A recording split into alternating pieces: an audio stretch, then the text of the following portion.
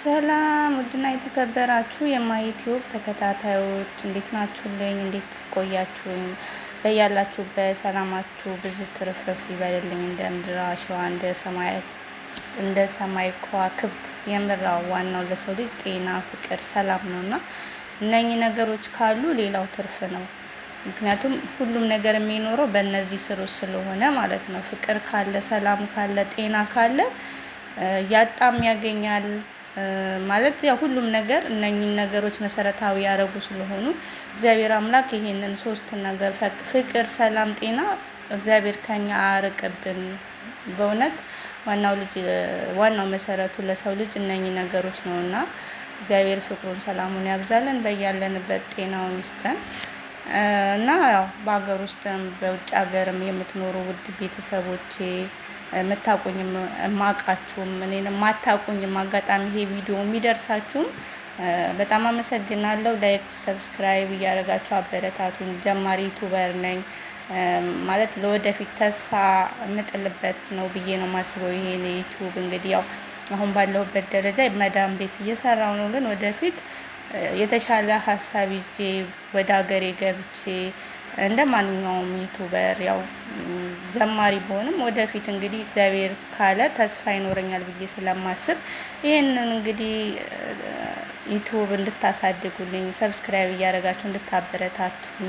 እንደገና ደግሞ የልጅ እናት ነኝ፣ ቤተሰብ መመራ ነኝ። ያው ከዚህ በኋላ ዘላለም መቼም ያው አረብ ሀገር አንኖርም።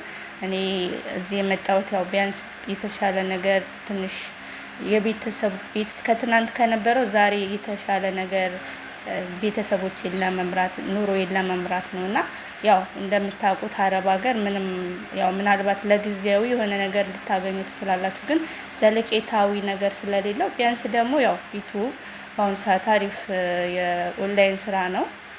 ማንኛውም የመዳም ቅመም ሆነ ማንኛውም ሰው ቢሰራው የሚያዋጣ ነውና ይሄ ደግሞ የሚሆነው በእናንተ እገዛ ነው። ያው ስንተጋገዝ ነው ይሄን ያው ውጤታማ የምንሆነው ሁላችንም ማለት ነውና ይሄንን ዩቲዩብ እንግዲህ እናንተ ጋር የሚደርስ የቪዲዮ የሚደርሳችሁ በሙላ ሰብስክራይብ ያደረጋችሁ ኮሜንት እያደረጋችሁ እያበረታታችሁ እንድታልፉ ነው ያው ኮዱ የምጠይቃችሁ ማለት ነውና በመቀጠል እንግዲህ ያው ይሄን ካልኩ ዘንዳ ያው ወደ እናንተ አንዳንድ ሀሳቦችን ልበል ብዬ ነው እንግዲህ የመጣሁት። ያው ዛሬ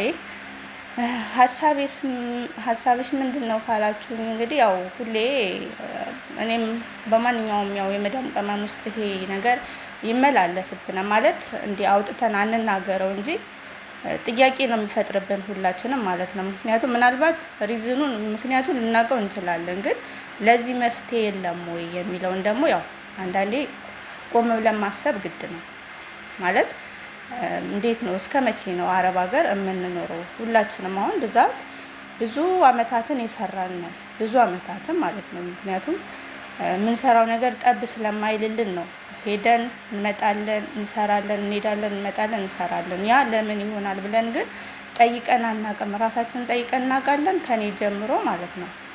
በቃ ማለት እንሄዳለን ብቻ ያለ ፕሮግራም ነው የምንመጣውም። ስንሄድም ያለ ፕሮግራም ሊሆን ይችላል፣ አንዳንዴ ማስበንበትም ሊሆን ይችላል። ግን እዛ ከሄድን በኋላ ደግሞ እዛ የምናገኘው ምላሾች ያለው ነገር ሁሉ ነገር ተለዋውጦ በቃ ነገራቶቹ ሁሉ ተዘበራርቆብን ነው የምናገኘው እና በዛን ሰዓት እዛ መኖርን ወይ ተጋፍጦ መኖርን ሳይሆን የምንፈልገው በቃ ከዛ መውጫ ቀዳዳ ነው የምንፈልገው። ተመልሰን እዚሁ ስደት እዚሁ ከመዳም ጋር ጭቅጭቅ የመዳምን ስራ ለመስራት ነው በቃ የምንጋፈጠው። ለምን ለመጋፈጥ እንፈራለን? ለምን ሀገራችን ላይ ሰርተን ለመኖር ራሳችንን ለመለወጥ ለምን አንሞክርም የሚል ነገር ብዙ ጊዜ ጥያቄ ይሆንብኛል። እኔም እንደዛ በነገራችን ላይ ያው ይሄ ነገር እኔም ሞክሬዋለሁ፣ ግን እንደ ምንድነው እሱ ምን ልላችሁ ፈልጌ ነው ሞክሬዋለሁ፣ ግን ትዕግስት የለንም። ትዕግስት በማጣት እዛ ያለው ነገር ተጋፍጦ ለመኖር ከነገራቶቹ ጋር ከሁኔታዎች ጋር ከኑሮ ጋር ከህይወታችን ጋር አንድ ላይ ሲደራረብብን በጣም ከባድ ይሆንብንና በቃ አንድና አንድ አማራጫችን ተመልሶ መምጣት ነው የምናስበውና ለምን መፍትሄ አንፈልግም? ለምን እስከ መቼ የሚለውን ደግሞ በቃ ሁሌ ጥያቄ ይሆንብኛልና እናንተ ምን ታስባላችሁ ስለዚህ ነገር?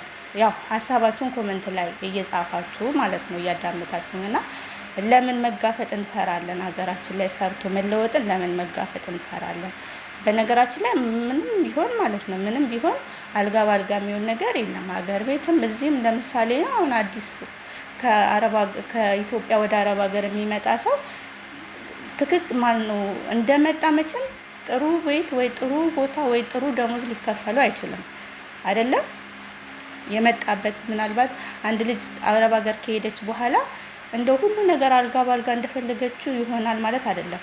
ካየችው ቋንቋ መልመድ አለ፣ የሰዎቹን አመል መቻል አለ። ስንት ቢያንስ ይሄን ነገሮች ሁሉ ለመቻል ለመልመድ እንደው ቢያንስ እንደው 6 ወር ምናምን ይፈጃል ማለት ነው። ይሄ እንደው 6 ወር ይፈጃል እንደው ጥሩ ቤት ከገጠመን እሱንም እንደዛ እና በጣም ከባድ ነው መጀመሪያ ላይ ስንመጣ። ይሄ ለኛ ቀላል የሚሆነው ምንድነው እንደዚህ ደጋግመን ስንመጣ ምናምን ቋንቋውንም እንለምዳለን፣ የስራውንም ባህሪ የሰዎቹንም ባህሪ ስለምንለምደው ለኛ ቀላል ይሆናል። ግን ማንኛውም ነገር አዲስ ሲሆን በጣም ቻሌንጅ አለው። በማንኛውም ስራ ዘርፍ አዲስ ነገር ስንጀምር፣ አዲስ ሀገር ስንሄድ፣ አዲስ ቦታ ስንቀይር ሁሉም ነገር ቻሌንጅ አለው፣ እንዳሰብነው አይሆንም እና ይሄንንም መሰረት ባደረገ መልኩ ለምን ሀገራችን እስከዚህ ሄደን በያዝነው ነገር ለምን ጠንክረንና ተጋፍጠን ለመስራት ለመለወጥ አንሞክርም ብለን ራሳችንን አስበን ወይም ደግሞ አሳምነን እናውቃለን፣ ከኔን ጨምሮ ማለት ነው። እና እስከ መቼ ነው የሚለውን ነገር ማሰብ አለብን። እንሄዳለን ምናልባት ያው ታውቃላችሁ ብዙዎቻችን ልጅ ወልደን ቤተሰብ መስርተን ምናምን ነው።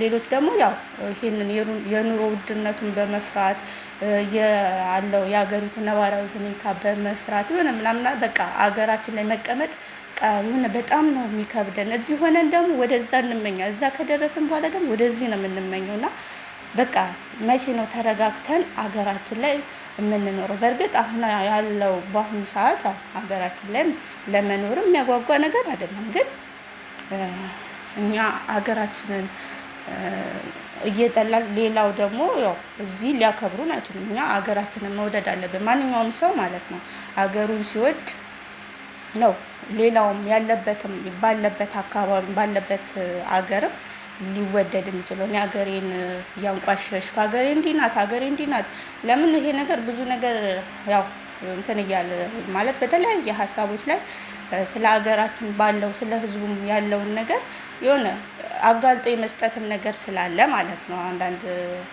አሉ መቼም በአሁኑ ሰዓት ላይ እንዲህ ነው ብሎ መዘርዘሩ ትርጉም የለውም። ግን እኔ አገሬን ስወድ አገሬ ላይ ሰርቼ ተለውጬ አገሬ ላይ መኖር እፈልጋለሁ ብለው የማያስብ ሰው ሀገር እየኖረ ስለ ሀገሩ መጥፎ ነገር ወይ የሆነ በቃ ስለ ድክመቷ የሀገራችን ድክመት ብቻ እያወራ ሰው ሀገር ላይ ተደላቅቄ እኖራለሁ ማለት ዘበት ነው። ስለዚህ ይሄን ነገር ማሰብ አለብን። እስከ መቼ ነው ሰው ሀገር ላይ እና ተመልሰን ለምን እንደገና ስደትን እንመርጣለን? ሀገር ከገባን በኋላ ተመልሰን ወደ ስደት ለምን የሚለውን ነገር ማሰብ አለብን። ከዚህ በኋላ ወደ ሀገር ከገባችሁ በኋላ ወይም ያው መቼም ማንም ማለት በስደት የሚኖር የለም። ምናልባት ቤተሰቡን ይዞ ኑሮ መስርቶ በስደት የሚኖር ምናልባት በቃ ተሰብስቦ እዚሁ ባለበት ህይወቱን ሊመራ ይችላል። ግን እኛ በእንጥልጥል ያለን እዛ ግማሽ ቤተሰብ ትተን እኛ እዚህ ያለን እሱ አሁን ሁለት ልብ የሆነ ሰው እስከ መቼ ልባችን ተንጠልጥሎ ይኖራል? የምን እና ከባድ ነው። ብዙ አሁን ልጆች የቤተሰብ የእናት ፍቅር ይፈልጋሉ። በይበልጥ ደግሞ እናቶች ናቸው የሚሰደዱት እና የእናት ፍቅር ሳያድግ ነው ብዙ ልጆች የሚያድጉት እና ካደጉ በኋላ በቃ ለእናት ፍቅር የላቸውም። ስነ ምግባር የጎደላቸው ልጆች ሆነው ነው የሚያድጉት ምናምን በቃ በምናየው በአካባቢያችን ብዙ ነገሮች ትታዘባላችሁ። እና በብዛት ደግሞ ልጅ ወልደን የመጣን እናቶች ብናስብበት አገራችን ላይ የሆነ ነገር በአቅማችን ሰርተን መለወጥ ኑሯችንን መምራት እንደምንችል ራሳችንን ማሳመን አለብን ብዬ ነው እንግዲህ የዛሬ ሀሳቤ። ይሄ ሀሳብ ከተመቻችሁ ላይክ ሼር በማድረግ አበረታቱኝ። ውድና የተከበራችሁ የማሂ ቲዩብ ተከታታዮች እንግዲህ በዚህ ሀሳብ ላይ ድጋሚ ሌላም ቪዲዮ እሰራለሁ። እናንተስ ምን ትላላችሁ የሚለውን ሀሳብ ከእናንተ ሀሳብ አስተያየት ፈልጋለሁ። ኮመንቱ ላይ ጻፉልኝ። ይሄን ቪዲዮ የደረሳችሁ ያዳመጣችሁ ሀሳባችሁን እንድትጽፉልኝ ፈልጋለሁ። ምክንያቱም ሁሌም ጥያቄ ይሆንብኛል ማለት ነው እና ምክንያቱም ምን ሊሆን ይችላል? ከምን የመነጨ ከምንስ የተነሳ ነው እንደዚህ ደጋግሞ የመምጣቱ ነገር? በሀሳባችን የሆነ አዳፕት ያደረግ ነው። አሁን ለምደነዋል ማለት ይቻላል። በቃ ለሰከንድ አንድ ወር እንደው ለመቀመጥ በጣም ነው የሚከብደን ሀገራችን ላይ ና እንዴት ነው እስከ መቼ ነው የሚለውንም ነገር ማሰብ እንዳለብን መዘንጋት የለብንም የሚል ሀሳብ ነው። ስላዳመጣችሁ እጅግ አድርጌ አመሰግናለሁ። ላይክ፣ ሰብስክራይብ በማድረግ አበረታቱኝ።